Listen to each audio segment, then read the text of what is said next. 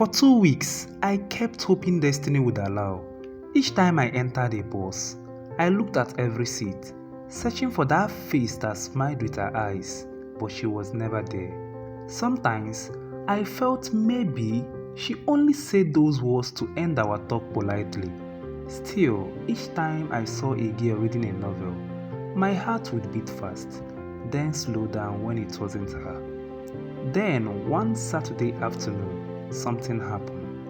I went to a small bookshop cafe near my street, the kind that sells books and also serves snacks. I just wanted to print something and maybe buy a drink. And right there, sitting by the window, was Adora. She was wearing a white top and light jean, typing on her phone while sipping a bottle of malt. For a few seconds, I stood at the door, watching her like someone who had just found a missing chapter in a story. When I finally walked closer, I said softly, "Excuse me, is this seat taken?"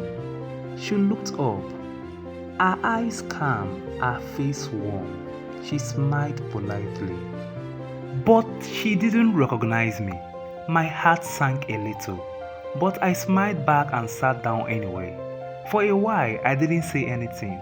I just sat there, listening to the soft music playing in the cafe.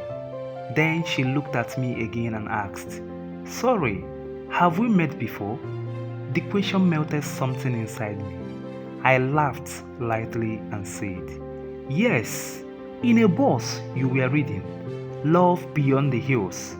I even helped to zip your bag." Her eyes widened. She covered her mouth and laughed. "Oh my God, you are that shy guy." I smiled and said, "Still shy." We both laughed, and in that laughter, everything came back. The ride, the smiles, the peace I felt beside her. When she finished her drink, we walked out together. The sun was going down, painting the sky gold and orange. The evening breeze was cool, everything felt right. We stood by the road, still talking. She told me how our week had been stressful. I told her how I would be hoping to see her again. She looked at me for a while and said softly, "So, are you always dishonest?" I smiled. "Only when I meet someone I don't want to forget." She brushed and looked away, smiling like someone who didn't want to show it. Just then, a gentle breeze blew, and the small notebook she was holding slipped from her hand. I bent down quickly to pick it up, and our hands touched. That little touch felt like the whole world went quiet. We looked at each other, no words, no noise, just that beautiful silence where everything makes sense. Then she said something I would never forget. Maybe destiny didn't just want us to meet again. Maybe it planned it all along. At that moment, I knew I could not let her go again. So I took a deep breath and said, "Adora, can I have your number this time?" She smiled, brought out her phone and said, "I was waiting for you to ask." That evening, we went home smiling, like two people who had just witnessed a miracle in slow motion.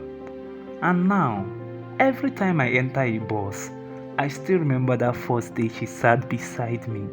Because sometimes, the love you have been praying for is just one seat away.